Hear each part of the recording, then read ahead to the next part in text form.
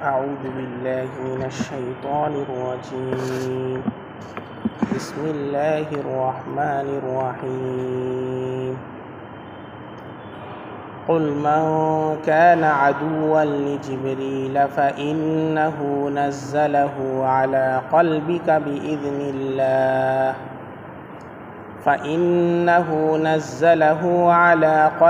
بإذن الله مصدقا لما بين يديه وهدى وبشرى للمؤمنين.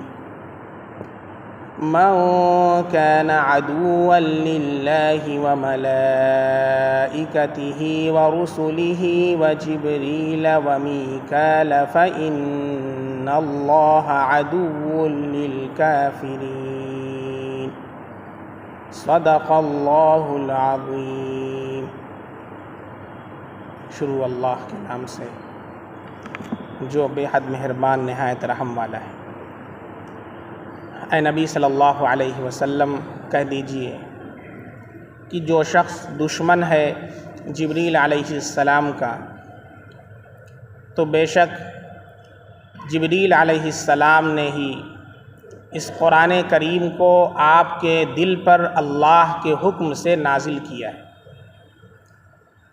درا حالے کہ یہ قرآن تصدیق کرنے والا ہے اس کتاب کی جو اس سے پہلے آ چکی ہے، اور ہدایت ہے اور بشارت ہے ایمان لانے والوں کے لیے. جو دشمن ہے اللہ کا اور فرشتوں کا اور اس کے رسولوں کا اور جبریل کا اور میکائیل کا، تو بلا شبہ اللہ رب العزت ایسے کافروں کا دشمن ہے.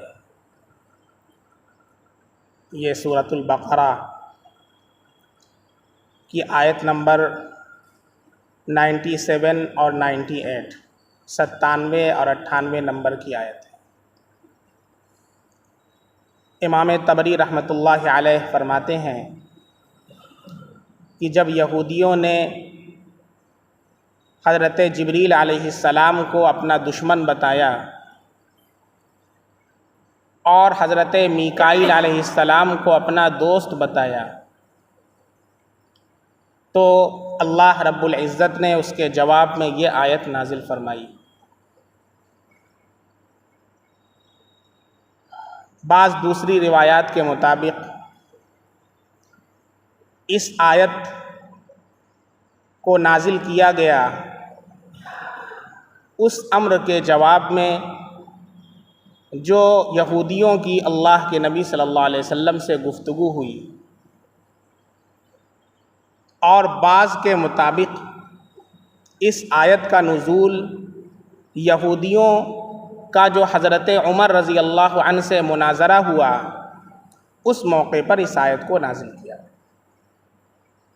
حضرت عبداللہ بن عباس رضی اللہ عنہ جو رئیس المفسرین ہیں، اللہ کے نبی صلی اللہ علیہ وسلم کے چچا زاد بھائی ہیں اور تمام مفسرین کے سردار ہیں. تفسیر ابن کثیر کے اندر یا دیگر تفاسیر میں کوئی بھی ایسی تفسیر نہیں ہے کہ جو حضرت عبداللہ بن عباس رضی اللہ عنہ کی تفسیر کے بغیر مکمل ہو. اللہ نے بہت بڑا عالم انہیں بنایا تھا اور صحابہ کرام ان سے رجوع فرمایا تھا. حضرت عبداللہ بن عباس رضی اللہ عنہ بیان فرماتے ہیں کہ یہودیوں کی ایک جماعت رسول اللہ صلی اللہ علیہ وسلم کے پاس آئی اور کہا کہ ہم آپ سے چند سوالات کرتے ہیں اور ان کا جواب وہی دے سکتا ہے جو اللہ کا نبی ہو، اس کے علاوہ کوئی جواب نہیں دے سکتا. ہم آپ سے سوالات کرتے ہیں، اگر آپ اللہ کے نبی ہیں اور سچے ہیں تو ہمارے سوالات کا جواب دیجیے. ہمارے نبی صلی اللہ علیہ وسلم نے فرمایا کہ اگر میں ٹھیک ٹھیک جواب دوں تو مجھ سے وعدہ کرو اور مجھ سے عہد کرو کہ تم میری رسالت کا اقرار کرو گے، مجھے اللہ کا رسول تسلیم کرو گے. انہوں نے کہا بالکل وعدہ ہے، عہد ہے. پھر رسول اللہ صلی اللہ علیہ وسلم نے انہیں حضرت یعقوب علیہ السلام کی طرح اللہ کو گواہ بنا کر کے ان سے وعدہ لیا۔ انہوں نے کہا اللہ کا گواہ بنا کر کے ہم آپ سے وعدہ کرتے ہیں کہ اگر آپ ہمارے سوالات کا ٹھیک ٹھیک جواب دیں گے تو پھر ہم آپ کی رسالت کا اقرار کریں گے اور آپ کو نبی تسلیم کریں گے۔ کہا ٹھیک ہے آپ پوچھو۔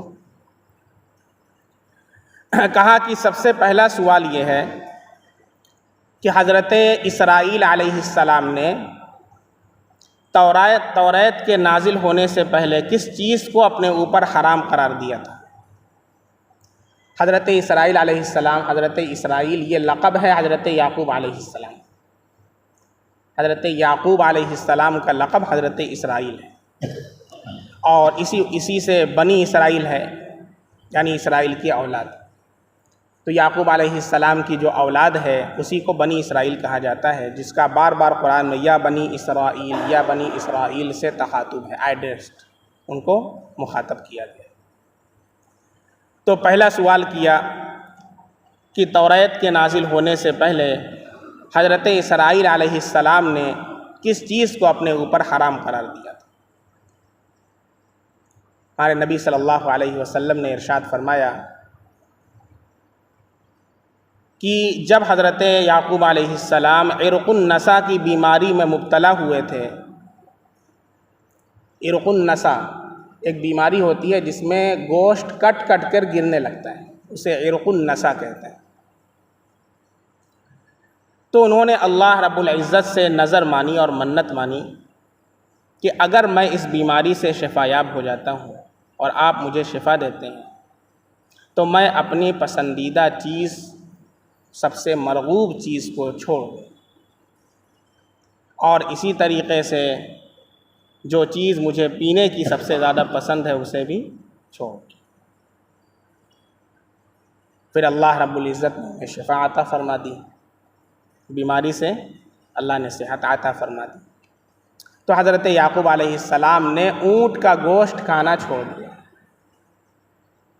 اونٹ کا گوشت یہ کیا ہے، ان کو سب سے زیادہ مرغوب تھا، اور اونٹنی کا دودھ پینا چھوڑ دیا، کیونکہ اونٹنی کا دودھ انہیں پینے میں سب سے زیادہ محبوب تھا۔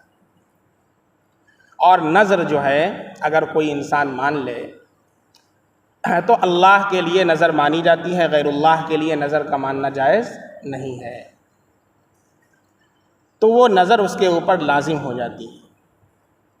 اگر اس کی نظر، اس کا کام پورا ہو جائے تو پھر اس کے اوپر اس چیز کا پورا کرنا لازم ہو جاتا ہے۔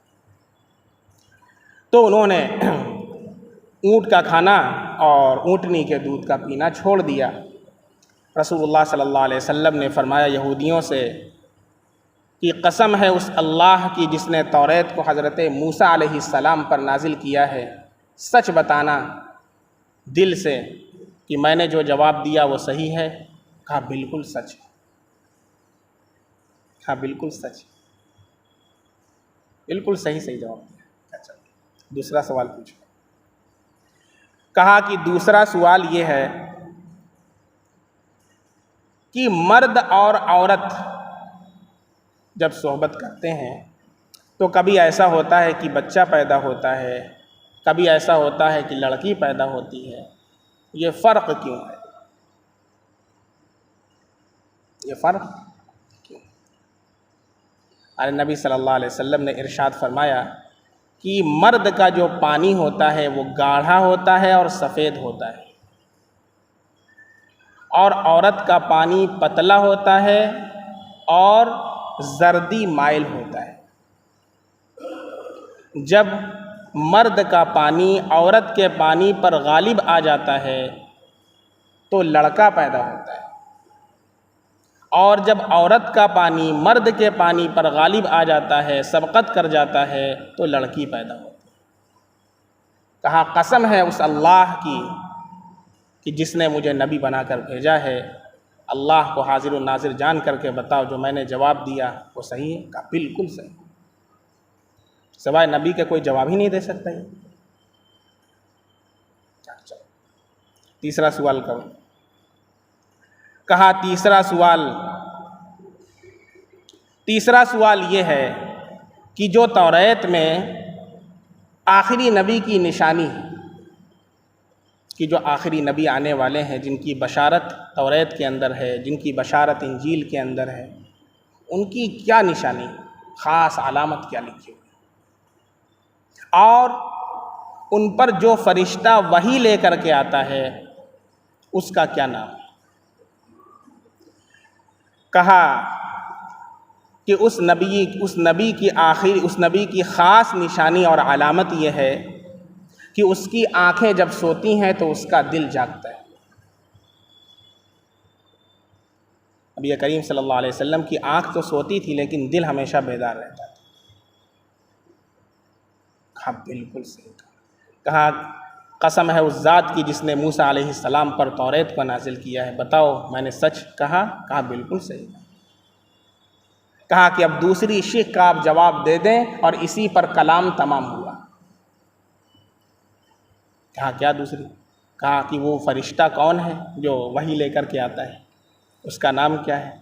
اللہ کے نبی صلی اللہ علیہ وسلم نے فرمایا کہ میرا ولی حضرت جبریل علیہ السلام ہے، جو مجھ پر اللہ کے پیغامات کو لے کر آتے ہیں، اور اس سے پہلے بھی جو انبیاء کرام تشریف لائے ان کے اوپر بھی اللہ کی وحی لے کر کے آتے رہے۔ قسم ہے اس ذات کی، اللہ کو حاضر و ناظر جان کر بتاؤ کیا میں نے سچ کہا؟ کہا بالکل سچ کہا، جواب بالکل درست ہے، لیکن جبریل تو ہمارے دشمن ہیں۔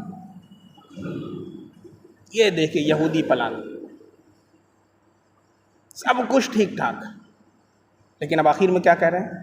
جبریل تو ہمارے دشمن ہیں۔ یہاں معاملہ خراب ہو گیا۔ کیسے دشمن ہے بھائی جبریل؟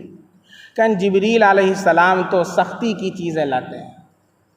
بھی توریت کے اندر جب انہوں نے بچھڑے کی پوجا کی تھی تو کیا حکم آیا تھا کہ جو بچھڑے کی پوجا کرنے والے ہیں ان کو قتل کریں، وہ لوگ جنہوں نے بچھڑے کی پوجا نہیں کی ہے۔ یہ اتنا سخت جرم ہے پوجا کرنا، مورتی کی محبت دلوں کے اندر پیدا کرنا۔ ابھی گنپتی گزری ہے، دیکھیں کیا ہو رہا ہے۔ ہمارے گھروں کی عورتیں اپنے بچوں کو ہم لے لے کر کے ہیرونڈے پر لے جا کر کے دکھا رہے تھے، اے دیکھو بات دیکھو۔ ہم اپنے بچوں کے دلوں میں مورتی کی محبتیں پیدا کر رہے ہیں۔ جب حضرت موسیٰ علیہ السلام کو طور پر تشریف لے گئے تھے اور ان کی قوم نے بچھڑے کو معبود بنا لیا تھا، تو اللہ رب العزت اس قدر جلال کے اندر اللہ رب العزت آئے کہ اللہ نے یہ حکم دیا کہ جو ان کے بچھڑے کی پوجا کرنے والے ہیں ان کو قتل کیا جائے، اور اگر بیٹے نے کیا تھا تو باپ نے اسے قتل کیا، باپ نے کیا تھا تو بیٹے نے قتل کیا، اور اس طرح جا کر کے 70,000 لوگوں کو قتل کیا گیا، تب جا کر کے ان کی توبہ۔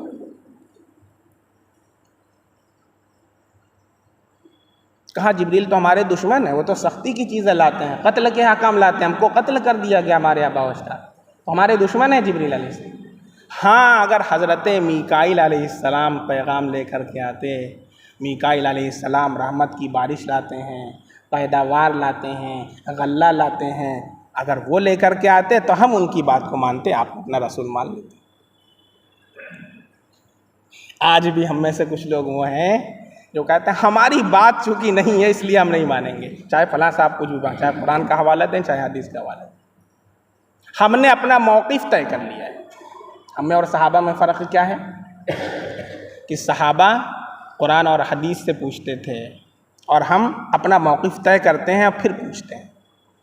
اگر ہمارے موقف کے خلاف فتویٰ مل رہا ہے تو ہم اس پر عمل نہیں کریں گے، پہلے سے طے کر لیتے ہیں، اور اگر اس کے مطابق ہے تو ہمارے نزدیک وہ شخص سب سے زیادہ محبوب ہے۔ لیکن اگر ہمارے موقف کے خلاف اس کا کوئی نظریہ ہے، وہ چاہے کتنا ہی قرآن و حدیث کا علم رکھنے والا ہے، لیکن ہماری نگاہ کے اندر وہ شخص کی کوئی اہمیت نہیں۔ یہ کس کا موقف ہے؟ یہودیوں کا موقف، اور وہ ایمان نہیں لائے۔ بخاری شریف کی روایت کے اندر ہے کہ جب اللہ کے نبی صلی اللہ علیہ وسلم مدینہ منورہ تشریف لائے تو آپ سے ملاقات کے لیے جو بھی سنتا تھا وہ دوڑا دوڑا چلا آتا تھا۔ بہت دنوں سے آپ کا انتظار ہو رہا تھا۔ حضرت عبداللہ بن سلام رضی اللہ عنہ یہودیوں کے بہت بڑے عالم تھے، اور وہ اپنے باغ کے اندر تھے مدینہ میں، اور یہودیت پر قائم تھے۔ ایک تو شان نزول یہ ہو گیا جو ابھی میں نے بتایا، اب دوسرا بتا رہے ہیں جو بخاری کی روایت ہے، اس آیت کا شان نزول بتا رہے ہیں۔ شان نزول سمجھتے ہیں؟ پس منظر۔ جب بھی قرآن کی کوئی آیت نازل ہوتی تھی تو اس کا ایک پس منظر ہوتا تھا، کوئی واقعہ پیش آتا تھا، کوئی حادثہ ہوتا تھا، کوئی سوال کرتا تھا، اس کے جواب میں اللہ کے نبی صلی اللہ علیہ وسلم پر اللہ کا حکم نازل ہوتا تھا۔ اگر ہم اس ناحیے کے ساتھ قرآن پڑھیں گے تو بتاؤ مسلمانوں، قرآن کی حلاوت ملے گی کہ نہیں ملے گی؟ قرآن کی چاشنی ملے گی کہ نہیں؟ وہ پتہ ہی نہیں کون سی آیت کب نازل ہوئی، کیا شان نزول ہے۔ ایک آیت کو ہم سیکھ لیں، ہفتے میں یہاں تفسیر ہوتی ہے، اگر ہم آدھا گھنٹہ، میں پوری پابندی کرتا ہوں 30 منٹ، کبھی 35 منٹ ہو جاتا ہے، لیکن پوری پابندی کرتا ہوں کہ چونکہ آپ حضرات کا وقت بہت قیمتی ہے، ہمارا تو فالتو ہے لیکن آپ کا بہت قیمتی ہے، ضائع نہیں ہونا چاہیے، اس لیے میں اس کی پابندی کرتا ہوں۔ اگر اس میں بیٹھیں تو بھی ہم کو ایک ایک، دو دو، تین تین آیتوں کا شان نزول، پس منظر، اللہ اس میں کیا فرما رہے ہم کو معلوم چلے، قرآن سے کچھ تو ہماری نسبت ہو۔ ایک شان نزول تو یہ بتایا جو یہ واقعہ پیش آیا جو حضرت عبداللہ بن عباس رضی اللہ عنہ کی روایت ہے۔ دوسرا شان نزول اس کا سنیں، کبھی کبھی ایسا ہوتا ہے کہ ایک ایک آیت کے پس منظر میں کئی واقعات پیش آتے تھے، یہ واقعہ بھی پیش آ گیا، یہ واقعہ بھی پیش آ گیا، یہ واقعہ بھی پیش آ گیا۔ اب اللہ کی طرف سے کوئی آیت نازل ہوتی تھی تو اس آیت کا شان نزول یہ سارے واقعات ہوتے تھے۔ جیسے شراب کی حرمت، اس سلسلے میں پوری تفصیل سبزی منڈی میں آئی ہے، اس کو اپلوڈ بھی کر دیا گیا ہے چینل پر۔ 3 مرتبہ میں حرمت نازل ہوئی، کیسے، کیا ادوار تھے اس کے، کیا کیا واقعات پیش آئے، وہ تفصیل کے ساتھ آپ وہاں پر دیکھ سکتے ہیں۔ بہرکیف ایک شان نزول یہ ہوا۔ دوسرا شان نزول حضرت بخاری شریف کے اندر ایک روایت ہے کہ حضرت عبداللہ بن سلام رضی اللہ عنہ اپنے باغ کے اندر تھے اور یہودیت پر قائم تھے۔ اللہ کے نبی صلی اللہ علیہ وسلم کی آمد کی خبر سنی تو وہ دوڑ کر کے تشریف لائے، بہت سے لوگ آ رہے تھے ملنے کے۔ تو جب وہ آپ صلی اللہ علیہ وسلم کے پاس تشریف لائے تو انہوں نے آپ سے کہا کہ میں 3 سوال آپ سے کروں گا، میرا جواب دے دیجیے۔ سب سے پہلا سوال، قیامت کی پہلی شرط کیا ہے؟ دوسرا سوال، جنتیوں کا پہلا کھانا کیا ہے؟ اور تیسرا سوال، کبھی بچہ لڑکا ہوتا ہے اور کبھی لڑکی، ایسا کیوں ہے کہ کبھی مرد کی طرف مائل ہوتا ہے اور کبھی عورت کی طرف مائل ہوتا ہے؟ تو آپ صلی اللہ علیہ وسلم نے فرمایا کہ ابھی ابھی حضرت جبریل علیہ السلام میرے پاس آئے تھے اور مجھے یہ باتیں بتا کر کے گئے۔ تو انہوں نے فوراً کہا کہ جبریل تو ہمارا دشمن ہے۔ ہمارے نبی صلی اللہ علیہ وسلم نے فرمایا پہلے بات تو سن لو، ارے بات تو سن لو، پہلے دشمن ہے۔ انہوں نے کہا سنائیے۔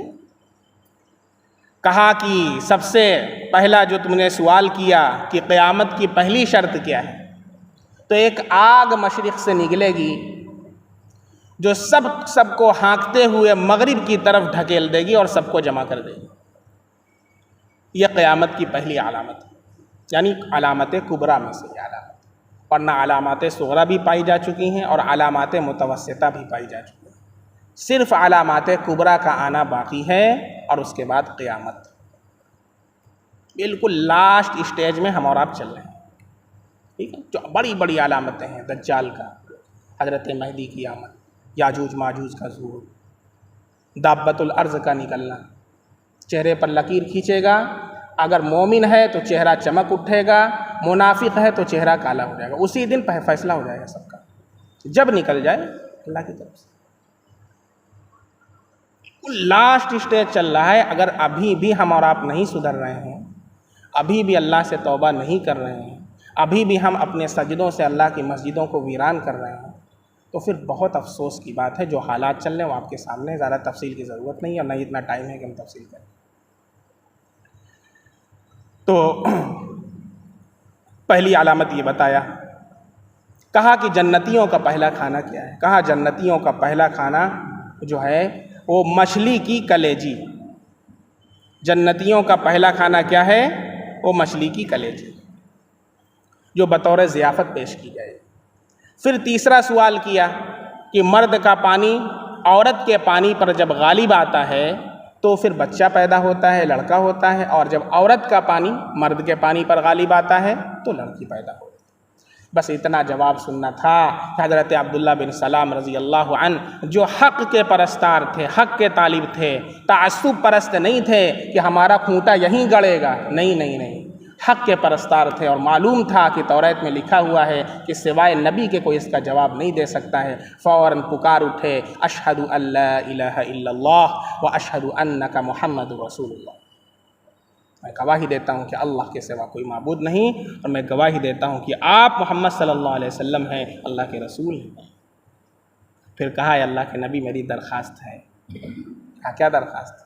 کہا ابھی میرے بارے میں یہودیوں کو مت بتائیے گا، یہ سب بہت چال باز ہیں، بہت شرارتی ہیں۔ چونکہ شرارت دیکھ رہے ہیں نا، عبداللہ بن سلام رضی اللہ عنہ جو یہودیوں کے سردار تھے، سب سے بڑے عالم تھے، توریت کے ماہر تھے، کہنا کہ یہودیوں کو میرے بارے میں نہ بتائیے گا کہ میں مسلمان ہو چکا ہوں۔ کہا کہ ٹھیک ہے، کیا کرنا ہے؟ کہا کہ ہم چھپ جا رہے ہیں، ابھی آپ کے پاس یہودی آئیں گے تو ان سے آپ پہلے میرے بارے میں پوچھئے میں کون ہوں۔ کہا ٹھیک ہے۔ جب آئے یہودیوں کا ایک وفد آیا، آتے رہتے تھے یہودی، یہاں کی بات وہاں لے جانے کی، ابھی پوری تفصیل آگے آ رہی ہے، یہودیوں کی خباثتوں کا تذکرہ چل رہا ہے۔ آئے، السلام علیکم، السلام علیکم، کیا کہتے تھے؟ تمہیں موت آ جائے۔ ایک مرتبہ تو حضرت عائشہ رضی اللہ عنہ کو اتنا غصہ آیا کہ جواب میں کہا وعلیکم السلام، تم کو موت آ جائے۔ ہمارے نبی صلی اللہ علیہ وسلم کا ہم بد دعا نہیں، اور وہ دے رہے ہیں بد دعا، تو ہم تو بد دعا نہیں، ہم تو نبی رحمت ہیں، ہم تو رحمت للعالمین، سارے جہان والوں کے لیے رحمت بنا کر بھیجے گئے، ہم کیسے بد دعا کر لیں؟ یہ اللہ کے نبی کی دعا ہے جس نے عذاب کو روکے رکھا ہے، ورنہ کب کے ہم لوگ ہلاک ہو چکے ہیں۔ تو آئے، اللہ کے نبی صلی اللہ علیہ وسلم نے پوچھا کہ یہ بتاؤ کہ عبداللہ بن سلام کوئی ہیں ہمارے درمیان؟ عبداللہ بن سلام کے بارے میں پوچھ رہے ہیں کہ کون، کیسے شخص ہیں؟ کہا کہ وہ تو انتہائی دانش مند، عقل مند، خرد مند سردار کی اولاد میں سے ہیں، ہمارے بڑے عالم ہیں، کتاب کے ماہر، توریت کے ماہر۔ کہا کہ اگر وہ اسلام قبول کر لیں تو؟ اعوذ باللہ، اعوذ باللہ، اللہ کی پناہ، وہ بھلا وہ کیوں اسلام قبول کر لیں گے؟ کہا کہ نہیں پوچھنا، اگر وہ قبول کر لیں تو؟ کہا اعوذ باللہ، وہ کہاں اسلام قبول کر لیں؟ اتنے میں عبداللہ بن سلام رضی اللہ عنہ نکل کر کے سامنے کہا اشہد ان لا الہ الا اللہ و اشہد انک محمد رسول اللہ، میں گواہی دیتا ہوں کہ اللہ کے سوا کوئی معبود نہیں، میں گواہی دیتا ہوں کہ محمد صلی اللہ علیہ وسلم اللہ کے رسول ہیں۔ اسی وقت یہودیوں نے کہا کہ تو بددین، تو برا، تیرا پورا خاندان برا، اور خسیس کا لفظ استعمال کیا۔ کیا مطلب؟ یعنی اس کا ترجمہ کمینہ ہوتا، یعنی تو تیرا خاندان کمینہ ہے، نعوذ باللہ۔ ابھی جسے اپنا سردار مانتے تھے، اپنی کتاب کا ماہر جانتے تھے، جسے دانش مند کہتے تھے، جسے خرد مند اور عقل مند کہتے تھے، بھری مجلس کے اندر اسی وقت ویسے مسلمان ہو گئے تو یہ سب سے برے ہو گئے۔ عبداللہ بن سلام رضی اللہ عنہ نے کہا کہ مجھے اسی کا ڈر تھا کہ جب حقیقت معلوم ہوگی تو یہ پھر جائیں گے اور ایمان نہیں لائیں گے۔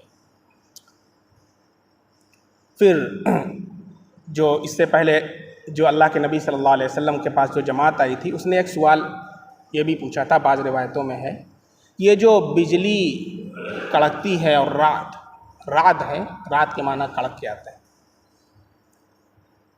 تو یہ کیسے ہوتا ہے؟ رعد کیا چیز ہے؟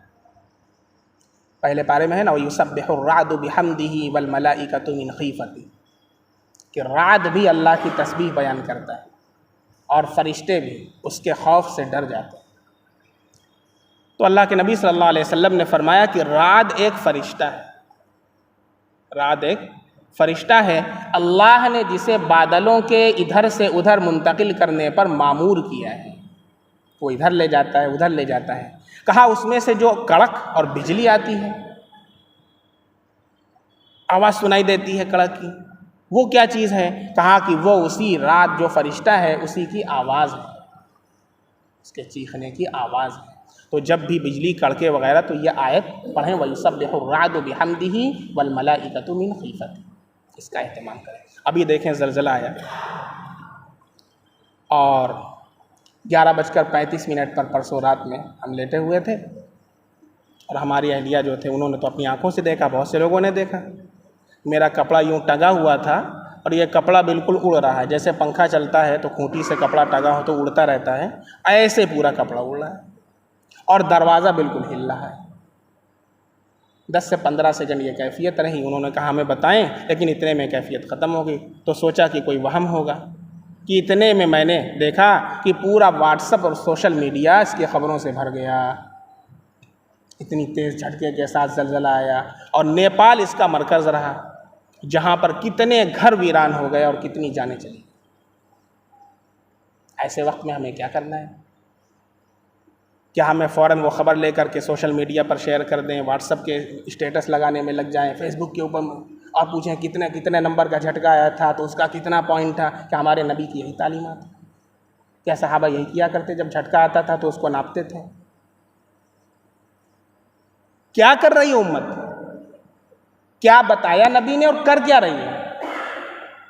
حدیث میں آتا ہے کہ ذرا سا ہوا بھی تیز چلتی تھی تو نبی کریم صلی اللہ علیہ وسلم فوراً مسجد کی طرف رخ کرتے تھے اور اللہ کے سامنے نماز پڑھ کر اپنے گناہوں توبہ اور استغفار کیا کرتے تھے۔ ہمارے نبی صلی اللہ علیہ وسلم تو بخشائے تھے، صحابہ کرام کی حالت تھی۔ تو اس موقع پر امت کو یہ اہتمام کرنا چاہیے کہ اگرچہ ہم اس جگہ پر ہوں جہاں زلزلہ آیا ہو یا نہ ہو، ہم کو خبر ملی ہو، ہم 2 رکعت صلاۃ التوبہ پڑھ کر اللہ کے سامنے اپنے گناہوں کی توبہ اور استغفار کریں، اور پوری امت استغفار کے اندر لگ جائے۔ اور اس موقع پر ایک دعا بھی ہمارے نبی صلی اللہ علیہ وسلم نے بتائی ہے، اللہم انی، ہمارے ساتھ پڑھ لیجئے، اعوذ بک ان اغتال، اللہم انی اعوذ بعظمتک ان اغتال من تحتی۔ چھوٹی سی دعا، اللہم انی اعوذ بعظمتک ان اغتال من تحتی۔ اے اللہ، میں آپ کی عظمت کی پناہ چاہتا ہوں اس بات سے کہ میں اپنے نیچے سے اچک لیا جاؤں، نیچے سے زمین سرک گئی، چھت گر گئی، چلے گئے نیچے، ٹپک گئے، کام ختم۔ تھوڑا سا اگر یہی اللہ تعالیٰ تیز کر دیں، جتنے مکانات آج آپ کو نظر آ رہے ہیں سب کے سب ویران ہو چکے ہوتے، کتنی جانیں چلی گئی۔ اللہ کا رحم، اللہ کا کرم ہے، ایسے موقع پر بھی اگر ہم اللہ کے دربار میں نہیں آ رہے اور ہم اللہ کی طرف متوجہ نہیں ہو رہے مسلمانوں، تو پھر بتائیں کون سا موقع ہو؟ یہ اعمال ہیں جو اللہ رب العزت ہمیں کرنے کا حکم دے رہے ہیں، ہمارے نبی صلی اللہ علیہ وسلم ہمیں کرنے کا حکم دے رہے ہیں۔ تو حضرت عبداللہ بن سلام رضی اللہ تعالیٰ عنہ نے اسلام قبول کر لیا اور یہودیوں نے انکار کر دیا۔ عبداللہ بن سلام رضی اللہ عنہ بھی یہودی تھے لیکن حق پرست تھے، حق کے طالب تھے، تو انہوں نے اسلام کو قبول کر لیا۔ یہ واقعہ بھی اسی آیت کے شان نزول میں ہے۔ اور ایک لاسٹ اینڈ تھرڈ جو ہے وہ حضرت عمر رضی اللہ عنہ کا مناظرہ ہے۔ حضرت عمر رضی اللہ تعالیٰ عنہ مقام روحہ ہے، وہاں پر تشریف لے گئے تو دیکھا کہ لوگ دوڑے بھاگے جا رہے ہیں۔ کیا ہو گیا؟ کہاں بھاگ کر کے جا رہے ہیں؟ تو دیکھا کہ ایک درخت ہے، وہاں جا کر کے نماز پڑھ رہے ہیں، لائن لگائے ہوئے ہیں، تو بھاگ کر کے جا رہے ہیں۔ پہنچے وہاں پہ، کیا بات ہے؟ کیوں یہاں بھیڑ لگا رکھی ہے؟ کیوں نماز پڑھ رہے ہیں؟ تو انہوں نے بتایا کہ اللہ کے نبی صلی اللہ علیہ وسلم نے یہاں نماز پڑھی۔ تو حضرت عمر فاروق رضی اللہ عنہ نے کہا کہ اللہ کے بندو، اللہ کے نبی صلی اللہ علیہ وسلم اول وقت نماز پڑھنے والے تھے، نماز میں پہل کرنے والے تھے، جہاں بھی چل رہے ہوتے نماز کا وقت ہو جاتا وہاں پر نماز پڑھ لیا کرتے تھے، تو کیا تم لوگ ایسی چیز کو ہمیشہ کے لیے خاص کر دو گے؟ ان کو ڈانٹ ڈپٹ لگائی۔ اور پھر اس کے بعد فرمایا کہ میں یہودیوں کے پاس آتا جاتا رہتا تھا تاکہ یہ جان سکوں کہ توریت قرآن کریم کی تصدیق کرتا ہے اور قرآن کریم توریت کی تصدیق کرتا ہے۔ ان سے میری بات ہوتی رہتی تھی۔ تو ایک مرتبہ ایسی میری ان سے بات ہو رہی تھی کہ دیکھا کہ اللہ کے نبی صلی اللہ علیہ وسلم سامنے سے جا رہے ہیں دور سے۔